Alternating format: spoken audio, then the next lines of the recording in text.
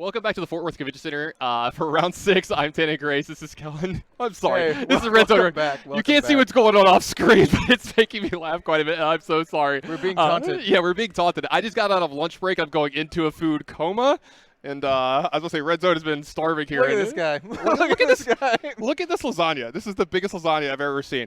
I have a question for you, and this is what everybody at home really wants to know, is does Briar eat lasagna? No. Well, maybe. Maybe? Briar probably eats vegan or vegetarian lasagna. Definitely eats vegan. That's a good call. Definitely eats Yeah. vegan lasagna. I got to say, Oldham probably eats giant flanks of steak. Yeah, Like, just giant turkey legs is like 90% of his meal. he puts the whole thing in his mouth, just the bone comes out, Yeah, just picks it exactly. clean in one Yeah, go. for sure. Yeah, absolutely. And then Lexi has salad. Yeah, salad, maybe a little boba or something. Yeah, definitely boba, Yeah. for sure. All right, so we're moving into round 6. I'm sorry, y'all. So we're moving into round 6 today. How was round 5? Round 5 was very interesting, actually. We did see some Oldham action, and he put up a valiant fight, but ended up losing to the monster that is Briar in Sealed. Got a lot of thumps. He even got a pump the thump, but did not get there. Is that the Did not- official term now? Is it pump the thump? Pump the thump. I love it. You gotta yeah. pump the thump. You play your aura, you pump your thump, and then you come in with the dominate. It's really sweet, but didn't get there. The arcane damage was just like too much. The arcane was rising too much. We have officially lost all semblance of professionalism. No, but I would say I love that every episode now, every one of these callings, we come up with like the new phrase, like, is that huskable, pump the thump? Yep. Absolutely loving this. But I'm going to say this. I'm wondering if we could see anything in Sealed stop the menace that is Briar. And the problem is, I don't think we will. I think it's too good. I think you need to just have like, I don't want to say like a clandestine pool, but you need to have a really solid pool for Oldham or Lexi to justify going that over Briar, unless you have like a particularly bad Briar pool. Yeah, like some of the worst or not as good Briar pools could definitely get beat by some of the other decks. I think the ice versions, if you can get if you're on the play and you frost them almost every turn, I think you can keep up at that point. It's harder for them to get multiple embodiments of Earth going because they might not get that extra attack in that we've been seeing. You know, because all their cards are free in a lot of spots. We saw a really cool, pun definitely intended, Lexi deck earlier that was running a lot of ice cards and getting a lot of frostbite. I loved that deck. I thought that deck was really, really sweet. And I think that's exactly it, right? Being able to tax Briar, you know, to get this kind of tempo advantage, I think is great. But it's hard to pull off. It's just really hard to pull off because you need kind of like just the best pool. And I think as we get later in the tournament, we're just going to see better Briar decks because they're just going to be the ones that are winning more. And so because of that, they're just going to be that much better and that much like more fine-tuned. The ones that have like 5 and 6 copies of certain commons and stuff like that. Just so everybody at home, we are going to be moving into a match in just a few minutes. The players are sitting down and getting ready. We're waiting for the start of the round. But for me, I think you mentioned this earlier. We were talking about this, that in Sealed, I think Briar is the clear favorite. It's a very good one. We've kind of got the results to back it up here today. But I will say this. I think it's not as clear-cut in Draft. 100%. Yeah, because you're going to be 100%. having too many people, I think, fight for that one single class, or you're going to have other people. Like, there's a couple of different things that happen, right? Like, let's say you're sitting at a table with 8 people, and 5 to 6 people go into Briar, which I've seen this happen multiple times. It just happened multiple times. At least 4 people. Then the one person in Lexi on one side and the one person in Lexi on the other side, their decks are going to be very good. They get hooked up. Yeah, so we'll see if we got some better decks to play with this round in Seal. So we're going to be moving into round 6. We're ready for our next game. All right, let's head into round 6.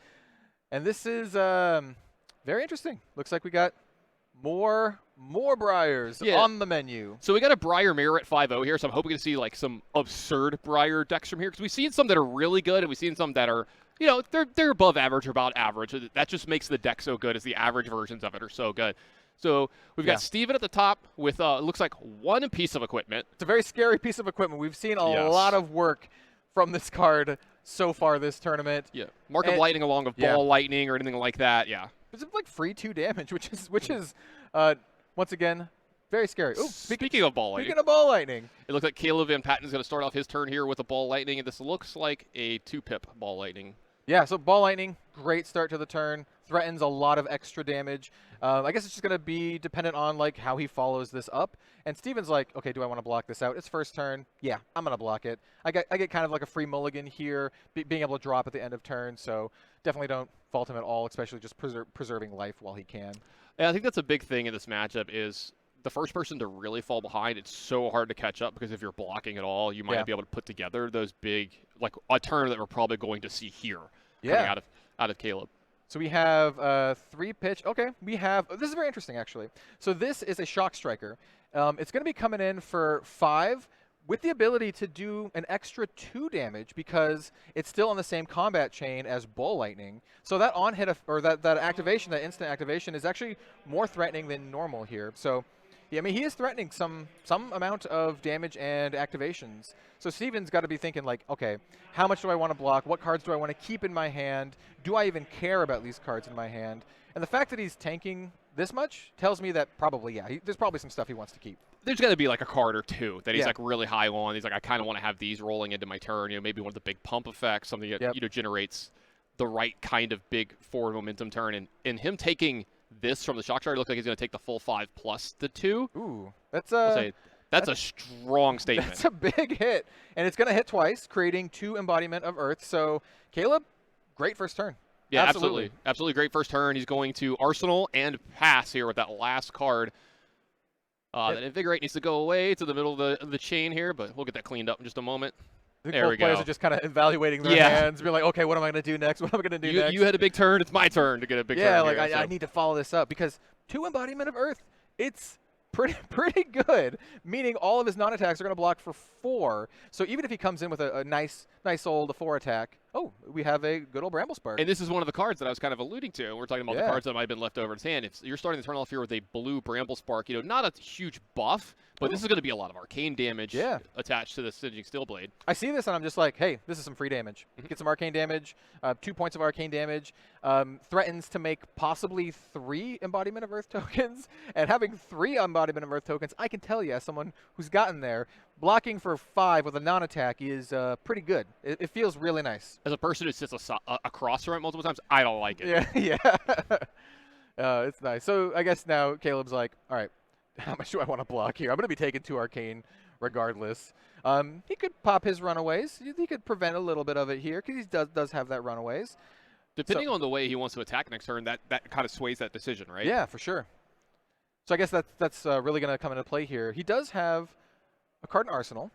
I'm not sure we know what card he has in Arsenal, but that could definitely come into play here. We've seen a lot of great plays from Arsenal. I think that's one thing to be said we haven't talked about much. There's a lot of great cards to be played from Arsenal. He's blocking with a Bramble Spark. That's kind of surprising sometimes, but this might have been his only non-attack action in his hand, and he wanted to make sure that he soaked up enough damage this turn because I've said this. I think people don't block enough early against Briar, but the problem is when you start to do that, you fall behind even more. That's true. It's one of those damned if you do, damned if you don't moments kind of thing. You said lots of stuff to come out of the Arsenal, like you were talking about earlier. Tons of go again from Arsenal, extra power, drawing cards. Like there's a lot of sweet stuff to be played from Arsenal. I think this set, almost more than any other set, really makes use of Arsenal. And, getting an Arsenal and then drawing up, getting that almost 5-card hand is really good, especially for setting up these really massive turns. Yeah, it's one of the things I really liked when I first started playing the set, and I played a little more Oldhim, is it made mulch a lot better in the format because you'd be attacking people's Arsenals a lot because they're doing so much. Speaking of Arsenal cards, this is one right here. This is Break Ground. This one hits. We'll say, here we go. We're going to go ahead and cycle this Arsenal card. Yeah, so he gets to tuck the card from Arsenal on the bottom of the deck and then draw a card. So maybe that card from Arsenal doesn't want to see it, just wants to get rid of it and get another card off the top. So that's pretty good value, especially if you didn't want that card. So we're going to be blocking for 3 here. We'll create an Embodiment of Earth. It's not really a go-wide turn. It's very interesting that he also pitched that Explosive Growth, which is a card that does arcane damage. But maybe he's like, you know what, I just need to get this card out of my arsenal. I don't really care about the arcane damage. My opponent's already at 10, so I just need to set up for some bigger plays later. Yeah, and Caleb's going to finish the turn at 18, grab his 4 cards, and pass after Arsenaling. We're going back over to Steven here with a few cards of his own. He's got an Arsenal set up, and it looks like he's going to start this turn off with one of your favorites. Yeah, that's a pretty big one. We got an Earthlore Surge. If it's a red, which I believe it is, it's coming in for a good old +5. So it's going to give his next attack action +5, which is it's scary. Like, no matter what it is, it's very scary. So we have was this the I don't have an attack in my hand, but I need to make sure that I can draw extra cards this turn? To get rid of this. Oh, very interesting. Wow, that's very unfortunate for Steven here. So Steven's sitting at 10. Maybe he's like, okay, I don't have any Embodiment of Earth. This card only blocks for 2. I need to get some action here. And this card helps get some action, but if I have to block heavily, this card requires me to have 2-pitch, this card, and something to follow it up with. So he's like, okay, I need a more like lean hand, right? I can't do a big thing right now. And I think that's a really smart play. That's a really, really good call. I think you might be right. And if you're Caleb, what does that kind of like signal to you? You're like, sweet. Let's go. Yeah, you're like, he got rid of this really massive attack. It also means that he's kind of desperate. Like you see your opponent do this, and you're like, well, he's doing some things that not typically normal, even if it's the right play. So you're like, okay, now is my chance. I have a full hand, card in arsenal. It's time to go. Speaking of time to go, this is a big start for Caleb Van Patten's turn. We got a blue Sofa tomorrow getting pitched here, so he's going to have 2 resources left after starting the turn with an Electrify. There is a card in the arsenal here, and it looks like there's a couple cards left in the hand, so access to 3 cards here with Electrify as well. So big chance that there's going to be multiple tokens made, sort of embodiment or embodiment of lightning along with extra attacks. Oh, boy. This is scary. Okay, so he has an Electrify. It's a non-attack with Go Again into this lightning card, which is a 4-attack with Go Again as well, since he fused it. He revealed that he has a Ball Lightning. The very minimum he could do is he could follow this up immediately with a Rosetta Thorn to deal that extra 2 damage. He could save that Ball Lightning for later for another big turn, maybe possibly arsenaling it, or he could follow that up as on here as well. Oh, wow. Okay. So we have a Weave Lightning here. This is going to be a massive turn. So we have Weave Lightning into Ball Lightning. We have a lot of lightning here. A lot of lightning. Yeah. And so this allows him to actually get all these attacks in, and Rosetta Thorn is still going to be coming in after this. This is the dreaded 5-6 card hand. Yeah. And so that Weave Lightning is going to pump the Ball Lightning. So it's getting like a +1. So Ball Lightning, casual Ball Lightning for 4, threatening an additional point of damage. Well, actually, more than that, because we still have the Electrify on the field too. And so that's why you're seeing Steven make sure that he blocks enough, because he doesn't want to take all the extra damage from an attack that the Electrify would pump, and he's like, I'll probably end up just chinning what's going on from the Rosetta's down. Yeah, it's a massive turn. This is a very, very scary turn.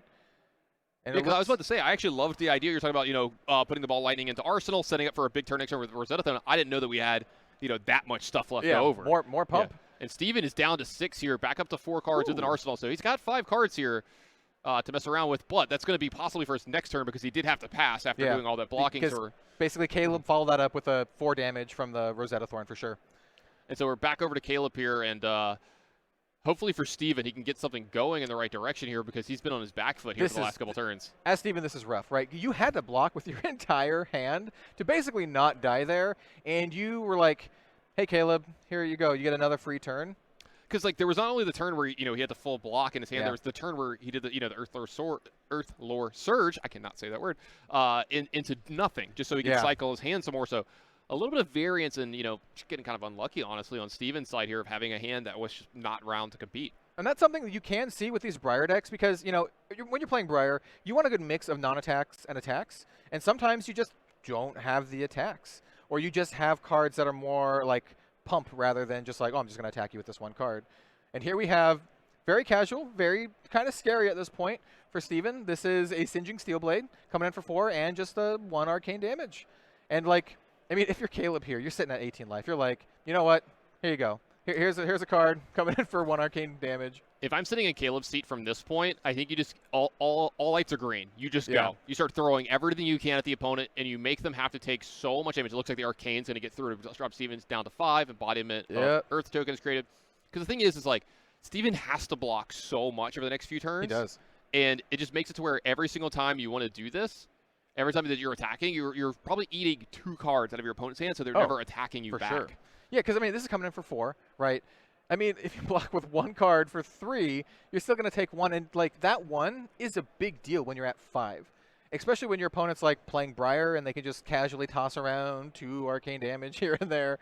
It's definitely something to be, something to consider, and that's exactly what Steven's doing. He's like, this is important. I can't mess up here because these are the turns that are really going to define how this game goes, and if Steven can kind of get that tempo back and try to get back in the game. Because, if I'm Steven here, I really got to be thinking, how do I get back in this game? I need to get back into this game and get some tempo back. So we have a double block. This is going to block for a total of 4. So it is going to block it out. It leaves Steven with 2 cards in hand. So this is actually not too bad because that card didn't have Go Again, right? And that's going to leave Steven with a play. He's got a card in arsenal, 2 cards in hand. He can do something this turn, and that's what you need to do. You need to be able to do something. And this is not bad. Not bad to start it out. Non-attack that pumps the next card. And so is he So he's just coming in. So this is going to be a Lightning Surge coming in. What color is this one? Is this a red? So if it's red, it's coming in for 4. It's red. And what color was the pump? Was it blue? Blue. So it's getting a good old +1 there. So it's 5. You know, coming in for 5, not too bad at all. It's not threatening any arcane damage or anything like that, but still, it's coming in for 5. It's going to be harder to block. You're going to need to, at least put in 2 cards to soak up some, if not all of this. So. Yeah. Good spot for Steven to find a way to get a little bit of attack in, maybe get his own embodiment of Earth token. He's got a card left over, too, so maybe he can set up the arsenal, draw 4 cards, have an embodiment, and that's a turn that can get him back into this game. So this is something very interesting. Sitting as Caleb, I got to be thinking, if I'm in his spot, I got to be thinking, do I just take it? I'm at 18. Do I just take it and just, like, kind of crush my opponent if I have a sweet hand? I guess it depends on how good his hand is and if he thinks he can play all of the cards. But if he thinks he can play all of them, if it was me, I'd probably just take it. You got a lot of petting. You got to use that life as a resource, and I think this is a great place to do it if you think you can. Oh, but we do have a double block here. This kind of tells me that the Arsenal card, he already has a plan with the other cards left over, right? Like he has the Arsenal card plus the 2 that are left in his hand, and he's going to have probably a big attack, probably something along with Arcane as well in there. And, there's a deep blue getting activated very quickly. Yeah, he just snap cracks that deep blue. Okay, so we do have this card. It's going to be coming in for, I believe 7 on the red pitch card. For it's Evergreen, not from Arsenal, so it doesn't have that effect where it goes on the bottom of his deck, but it's still 7. And 7 when you're sitting at 5 is a little scary, though it doesn't have go again. So this tells Steven, like, okay, this is the only thing he can do right now. There's not much else, barring some spectacular, majestic cards. And so we do have a double block. So this is going to be blocking for a total of 6 with 2 Vela Flashes. Does make that embodiment. Yeah, it looks like Steven is going to be going down to 5, but finally the game is kind of swinging back into him being alive in this a little bit more. Like, he's not severely under a ton of pressure. Last turn he's been attacked from multiple angles. So this is allowing him to get some cards in his hand and actually start making forward momentum. So it looks like we're going to pitch here to gain a couple resources. Okay, so I like this card. This is a card, if you fuse it, it does arcane damage, and then it gets go again. So he's not going to really have a lot of resources floating, but he can always follow this up, because he does have go again, with a potential activation from his weapon, his Rosetta Thorn. But at this point, like, it's not really going to do that arcane damage, because he hasn't played a non-attack. And I think Caleb's just like, I'm going to take the arcane. Let's see if he's going to block it, the physical at all. I mean, once again, this is very interesting to be said. Like, at this point, he's got so much life. He can definitely use that as a resource. So at any point that he wants to pop off, he can just be like, I take it. I take it, and I go to town. And every turn that Caleb has where he's at this life total range, you got to be considering. It looks like that's what he's going to be doing. Yeah, it looks like he's going to take it. There's 1 card left for Steven here. Does he want to use this to attack with Rosetta Thorn for 2, or does he want to go ahead and arsenal this to have a 5-card hand next turn? Yeah, it's very interesting. Do you want to maybe potentially ball lightning? Well then, coming in for, is that a red ball lightning coming in for 3? That's not too bad. I do like this over the Rosetta Thorn. I mean, you could have saved this. You could have saved this, arsenaled it for potentially a bigger turn, but here you're just like, all right, I need to maybe get a little bit of this tempo back, put my opponent to a point where they don't have this kind of padding on their life. Yep, looks like Steven was trying to get a little more damage, and I like this play a lot. We're going to see a full block from Caleb, but Steven's going to use his Mark of Lightning. It allows him to make sure that attack, even though blocked by a card from hand, deals 1 damage to Caleb. So not only does it get that damage, it puts the 3rd embodiment of Earth into play, which is huge. It's actually going to deal 2 damage because of the the ball lightning. Yeah, so Caleb's down to 11. Excuse me. But like getting the 3 Earthlore Surge, like you were saying, is fantastic. Yeah, and they're going to be needed here because this looks like Earthlore Surge into a Vela Flash. Oh yes, Earthlore Surge into Vela Flash, very, very scary. It doesn't look like he's going to be fusing the Vela Flash. No, but this does look like an attack for 8.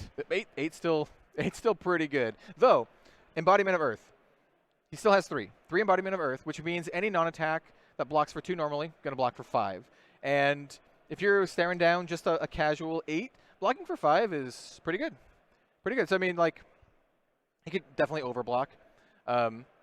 So, as Steven here, you're like, okay, I might actually have a chance to get a little bit of tempo advantage back and possibly, block for 2 cards, which is exactly what it looks like. He's going to have a card that blocks for 5, and does the other card block for 3 or 2? I think 3. It's 3. So that's going to block it out, like fully block it out. No damage, which is really good. So Steven still has 2 cards. It looks like he's just going to Arsenal and pass, though. Yep. No embodiment of Earths on either side, so we're back to just good old fair attacking. Good old fair attacking, except one player's at 4, which is very scary. Very, very scary. Caleb is got to be like, he's got to have his fingers crossed, like, I need some arcane damage to close this out. But my opponent's in a very, very vulnerable. Oh no. Oh no. Sting of Sorcery. We just talked about this in the last round. This is an aura, costs 0, does have go again. And every single attack action card that Caleb plays this turn will deal an additional point of arcane damage. And with his opponent at 4, this is a very, very threatening card. So this could be the turn. This could be the game-ending turn. I guess it depends on how many cards Caleb can play from his hand. It looks like he's staring at a Weave Lightning. So it's a Weave Lightning. It's going to pump the next one for 2. If that card is fused, it's going to have go again. We do have a Lightning Surge, so it's going to be coming in for 6 plus 1 arcane damage. Doesn't have go again, though. Right, this is Lightning Surge from hand, so it doesn't have go again. So at least it's going to deal a little bit of arcane damage. It's coming in, once again, for 6, which is pretty good. Caleb does have a card in Arsenal, and I do believe he still has a card in hand as well. So it's at this point where he's still setting up, still putting a lot of pressure on his opponent. And, yeah, I mean, it's interesting. This is very interesting. Like, you're getting a little bit of value out of this Sting of Sorcery here. Not a ton of value. A little bit of value. The fact that Lightning Surge doesn't have go again means he can't follow it up with something like the Rosetta Thorn, barring some shenanigans. Ooh, forcing him to block with a pretty sweet Majestic there. That's a force of nature. Yeah. So, I mean, at this point, he's probably like, I'm not going to be able to play this. Right. I might as well just use it to block. Fusing it is probably just out of the question with how many cards he's going to have in his hand every turn for attacking. But yep. We're going back over to Steven here. He does have a few cards left his hand here, so he might be able to get something going, and it looks like he is. He's going to be pitching something, a flash for resources, and it looks like just an attack for 2. Here's a Rosetta Thorn. Yeah. I mean, Caleb at this point, he's probably just going to, honestly, take it. And I think that's exactly what he did. Yeah, it looks like that's what happened. No embodiment of Earth created here, but Steven's going to go back up to 4 cards in hand. Still has that card in his arsenal, but now we're back over to Caleb, who is going to be starting with an Entwine Lightning and is going to give it. Oh, okay. He's going to fuse it here. He's fusing it with a Lightning Press. So Lightning Press is an instant that can pump up a card with an cost of 1 or less, and that's what this card is. So this is a 4 attack, go again. He has already shown his opponent, like, I've got a way to pump this from hand. Like, this is a very scary turn for Steven. It's kind of, yeah, so this is exactly it. He showed him the card and was like, hey, you need to block, or I'm just going to play this card. And as Caleb, you're like, okay, I just don't play my card. Yeah, I won't use it. Now I'll attack you with something else since you triple blocked the other card. Now this is a burgeoning for, I believe, 6, and that's going to do it. Yep, that's going to be good enough for Caleb Patten to move on to 6-0, and Steven is down to 5-1. Still a very respectable record. Oh, for sure. Going in late into the day. Might even be almost good enough. You know, maybe 2 more wins will be good enough to get him into that draft later today. Oh, yeah. These players are coming off their own lunch break as well. I can see quite a bit of players are coming in. You can tell them they got a little tired, ate a bunch of food. Yeah, oh, yeah, oh, yeah. They're getting ready for their Briar matchup. I envy them just a little bit, yeah. We'll get you out there as soon as we possibly can, but not just yet. We're going to be taking a small, quick break. We'll be back in about 2 or 3 minutes, and then we'll have the next match here from this round. And then when we're done with that, you'll finally get some food. But at home, don't go anywhere. We'll be right back with some more Flesh and Blood.